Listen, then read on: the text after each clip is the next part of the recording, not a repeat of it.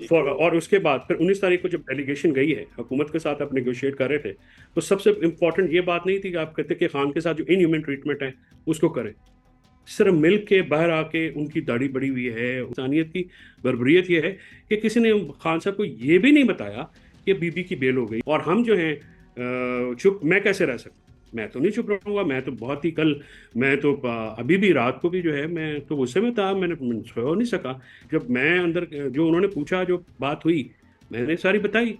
तो मैं तो वही चीज़ जो बाहर देखता हूँ मैं अंदर बताऊंगा, जो अंदर देखता हूँ मैंने बाहर बताई है, वही बताई जो था। मैंने कहा था डी चौक में आप अली अमीन पहुंचे हैं वहां पे, उसके अलावा जो बाकी लीडरशिप थी वो मेन लीडरशिप में कोई भी नहीं था वहां पे। वर्कर्स थे, नईम पंजोता था। मैं तो मैसेज दूंगा ना, अगर खान के लिए कोई मुझे मैसेज देता, मेरी अमानत है, मैंने खान को दे दी। ठीक है, एस्टैब्लिशमेंट का पैगाम जो है, मैं शोएब शाहीन और वो राजा तीनों थे उसमें, अकेला तो सलमान राजा मिला है। तमाम टॉर्चर के बावजूद वो बंदा एक पहाड़ के हौसले वाला आदमी। मतलब उनके हम जबान पे हरफ शिकायत नहीं था।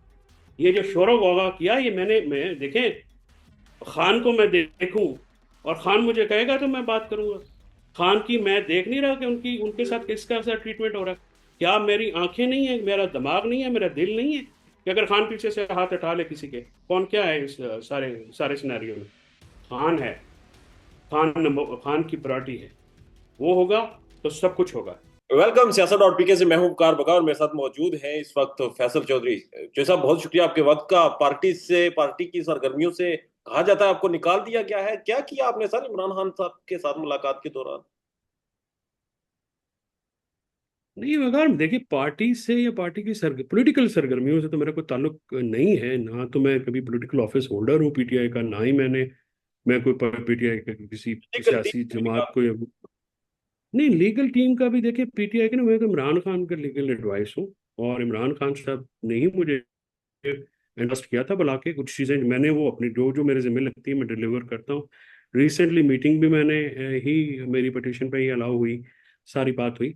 तो वो as legal performance is concerned, या मेरा जो जॉब है, जो मुझे इंटरेस्ट किया गया था, उसका तो कोई ऐसा इशू नहीं है। जो मैं बाहर देखा मैं अंदर बताता हूँ, जो अंदर देखा है मैंने बाहर बताया। सो अगर किसी को उससे प्रॉब्लम है तो डेफिनेटली इसका आई मतलब can't Imran help Khan it, साहब के because pass that is my responsibility. इसका मतलब इमरान खान साहब के पास सेंसर होकर चीजें जाती हैं कि आपने जो बाहर देखा वही बता दिया, तो उसकी बुनियाद पर सलमान अकरम राजा साहब इतने गुस्से में आके? सलमान साहब का या उसका तो खैर कोई इतना इशू भी नहीं है, पैटी सा इशू है, ठीक हो जाएगा, या तो होता रहता है। वो खान साहब से मिलेंगे तो ठीक हो जाएगा, इसमें इसमें कोई इतनी टेंशन वाली बात नहीं है। आप देख लीजिए कि आप अपने रिपोर्टर से पूछ लीजिए, किसी से पूछ लीजिए। मैं अपना काम बड़ी मेहनत से करता हूँ, अल्लाह का शुक्र है मुझे रिजल्ट भी मिलता है। हम तो वॉलंटियर्स हैं ना जी। हम तो खान सिर्फ इमरान खान की मोहब्बत में करते हैं। जो खान साहब का मैंने देखा कल वहां पे, जो उनके साथ इल ट्रीटमेंट किया गया है, ठीक जो है। इनह्यूमन कंडीशंस में रखा गया है, मैं इस बात में मोतरज हूं कि देखें, 3 तारीख से 11 तारीख तक अदालतें खुली हुई थी। ठीक है, हम्म। तो क्यों पटिशन नहीं फाइल की गई? जो रिस्पॉन्सिबल थे, जो जिम्मेदारान हैं, तो ठीक। और उसके बाद फिर 19 तारीख को जब डेलीगेशन गई है हुकूमत के साथ, आप नेगोशिएट कर रहे थे, तो सबसे इंपॉर्टेंट ये बात नहीं थी कि आप कहते कि खान के साथ जो इनह्यूमन ट्रीटमेंट है उसको करें। सिर्फ मिल के बाहर आके उनकी दाढ़ी बड़ी हुई है, उनको 14-14 घंटे आप डार्क सेल में रख रहे हैं, काल कोठरी में रख रहे हैं। उनको फूड पॉइजनिंग भी, जो पिम्स का रिपोर्ट आया था, भी है, उनको डॉक्टर्स नहीं मिलने दिए जा रहे हैं। तो क्या हम इतने इनसेंसिटिव थे कि पता ही नहीं था हमारे जो रिस्पॉन्सिबल्स हैं कि खान के साथ जो हो रहा है वो ज्यादा इंपॉर्टेंट था या अमेंडमेंट ज्यादा इंपॉर्टेंट थी? मेरे speaking for my self, Khan is important. Khan की हेल्थ इंपॉर्टेंट, हेल्थ खान की फैसिलिटीज इंपॉर्टेंट, उनका लीगल राइट है जेल मैनुअल के तहत, पाकिस्तान के कानून के तहत, इंटरनेशनल लॉज के तहत। He has been subjected to the torture. उसको ब्रेक करने के लिए वो एक बड़ी अजम वाला आदमी है, एक मजबूत हौसले वाला आदमी है। वो बिल्कुल नहीं टूटे। ठीक है, उन्होंने ये बताई जब ये चीजें, और मैंने उनको जब देखा, देखिए ना सर, इमरान खान साहब को आप भी देखते रहे, हम तो बहुत ज्यादा करीब से देखते हैं। इमरान खान साहब का एक ऑरा होता है ना, वो आते हैं, पंप अप आते हैं, ये वो। जब इस तरह से आप 21 दिन उनको रखेंगे, उन्होंने कहा आप दूसरे बंदे जैसे मेरी 21 दिन में मुलाकात हो रही है, he has no newspapers, no TV, no access to anybody.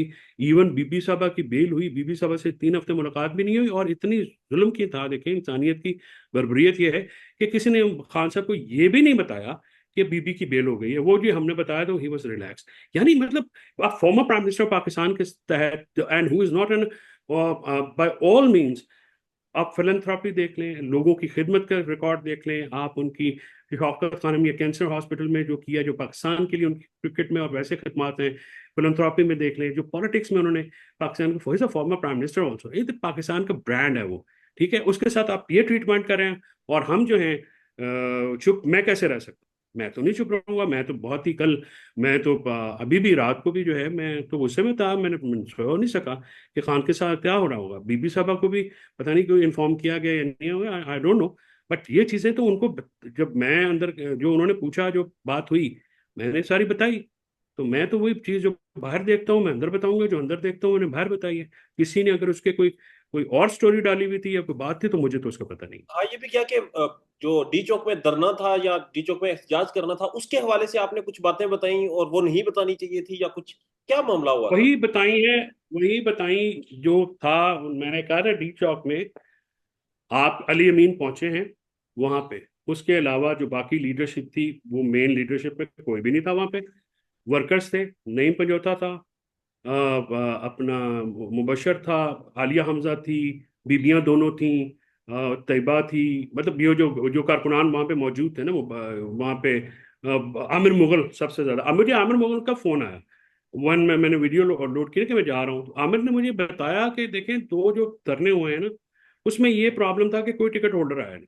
अब मुझे आमिर, आमिर की जो 302 का पर्चा भी उसने झेला, वो इतना, वो बेचारा इतनी मुश्किल में है, और जो सबसे एक एफिशिएंट वर्कर है हमारे रावलपिंडी इस्लामाबाद का।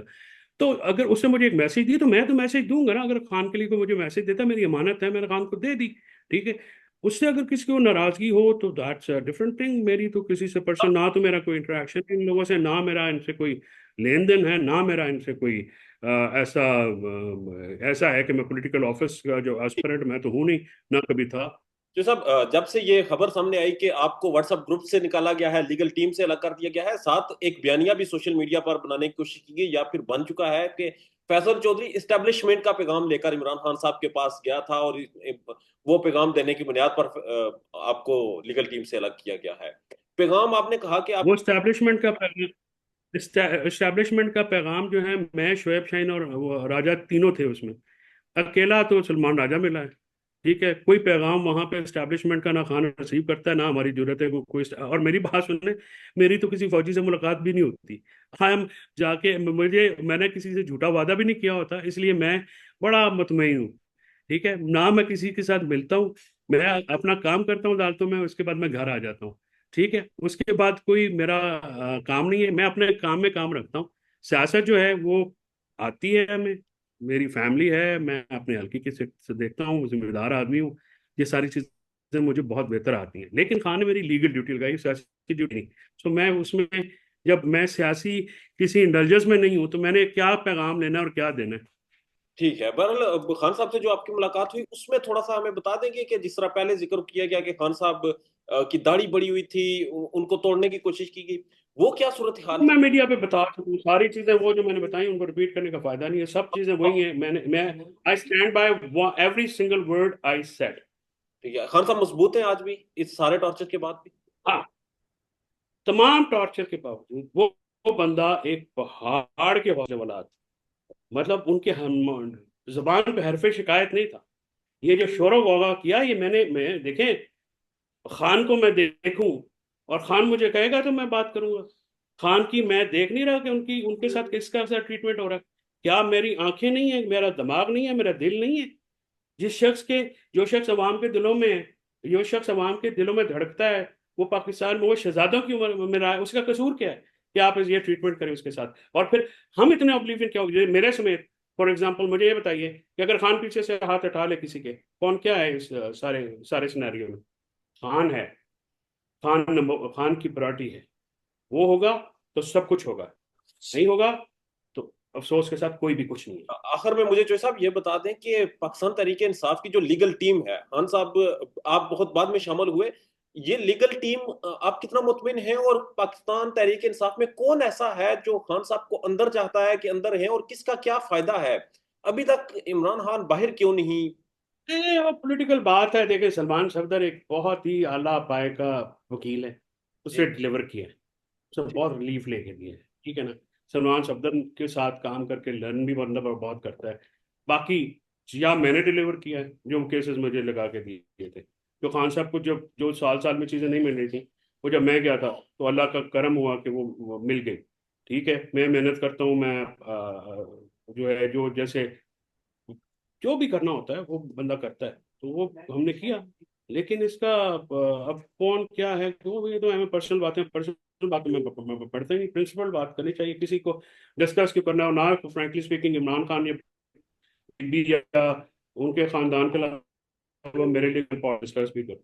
पाकिस्तान में इस वक्त सबसे बड़ा मसला बोलने का है। पाकिस्तान में बोलने नहीं दिया जाता, जुबानें खींच ली जाती हैं, डर है, खौफ है, टेरर है। पाकिस्तान का मीडिया मुकम्मल तौर पर कंट्रोल्ड है, वेल मैनेज्ड है, एक मैसिव सेंसरशिप है। इसी तरह का दबाव पाकिस्तान में siyaset.pk भी फेस कर रहा है, जिसे पाकिस्तान भर में गुज़श्ता कई महीनों से मावरा आइन, मावरा कवानीन मुकम्मल तौर पर बंद कर दिया गया है, मुकम्मल तौर पर बैन कर दिया गया है। siyaset.pk की नशरियात को लिमिटेड करके पाकिस्तान में छोड़ दिया गया है। तमाम तर कानूनी मुआवजे के ऊपर आवाज उठाई गई, दस्तक दी गई, लेकिन हर तरफ से खामोशी है, सन्नाटा है, कहीं पर कोई सुनवाई नहीं है, कोई सुनने को तैयार नहीं है। लेकिन इसका हल क्या है? क्या खामोश हो जाएं? क्या सवाल ना करें? क्या मालूमात आप तक ना पहुंचाएं? क्या इंफॉर्मेशन आप तक ना पहुंचाएं? मालूमात भी पहुंचेगी, इंफॉर्मेशन भी पहुंचेगी, सवालात भी उठेंगे, लेकिन अब आपने रोल प्ले करना है, आपने अपना किरदार अदा करना है। और छोटा सा एक प्रोसीजर है, प्रोसेस है, उसके बाद आप अपना किरदार अदा करें और हमारी मदद करें। पहले आपने यह करना है कि हमारे यूट्यूब चैनल को सब्सक्राइब करना है, उसके बाद ज्वाइन के बटन के ऊपर जाना है, क्लिक करके हमारा मेंबर बनना है। या फिर दूसरा ऑप्शन यह है कि आपने वीडियो की डिस्क्रिप्शन में जाना है,